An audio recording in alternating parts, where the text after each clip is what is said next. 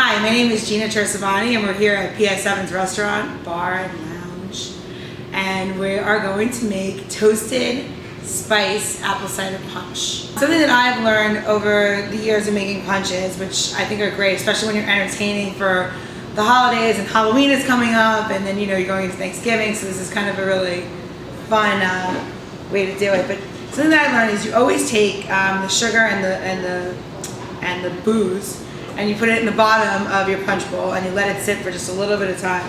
So we're going to start off, and just so you guys can see it, we're going to use 10x or powdered sugar, and we're going to use about a half a pound. I know that seems like a lot, but you're putting a lot of ingredients in there that don't actually want to be sweet. And then we're going to take, our base of our punch today is Old Overholt rye.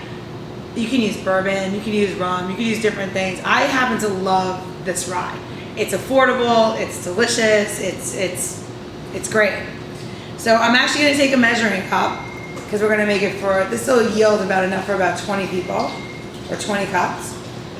So you're going to pour 3 cups of the Old Overholt rye into the bottom of the punch bowl that has the sugar already in it.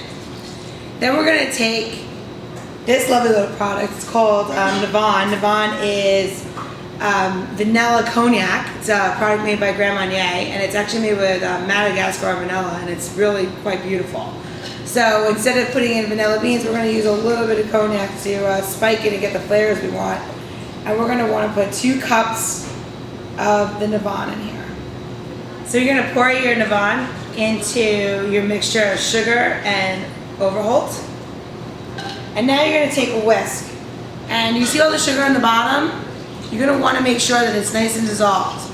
And you do this before you put anything else in, because you don't really want to start working it with all of your ingredients and everything, and you start beating your peels or your spices.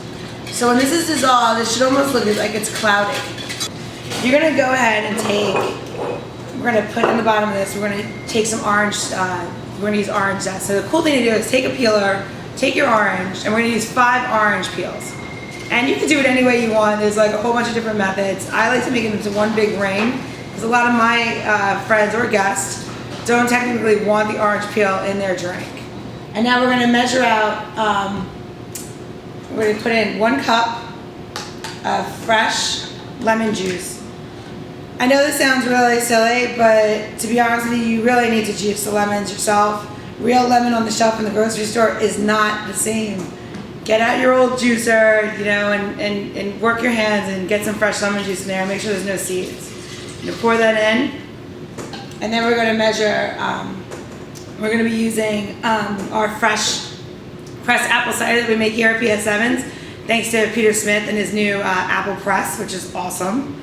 And we're going to put in 4 cups. And then we're going to take, after you put the apple cider in, we're going to use a little bit of Angostura bitters. So when using bitters, everything is considered a dash, a teaspoon. You guys can measure this, just so you know, just equivalent, 2 dashes is a teaspoon. I'm not going to measure it. I'm going to actually put in 20 dashes, so that would be 10 teaspoons. Yes, even I count. I just don't eyeball everything. So now that you have that in there, we're going to finish it off. So we toasted our spices, and now we're going to pour them in on top. All right, so we have the toasted spices in there. Now you're going to take your whisk again. You're going to gently just kind of move it around. So you have your peels and your spices and everything. Like I said before, you don't want to whisk it and hurt it and damage and bruise or anything like that. So you're just going to gently push it around. And right before you're ready to serve this, so if your guests are coming in an hour, or if it's right before your service in your bar, what you're going to do is you're going to take about 2 cups of sparkling water, or about half a bottle, so we'll just measure it just to make sure that we're correct.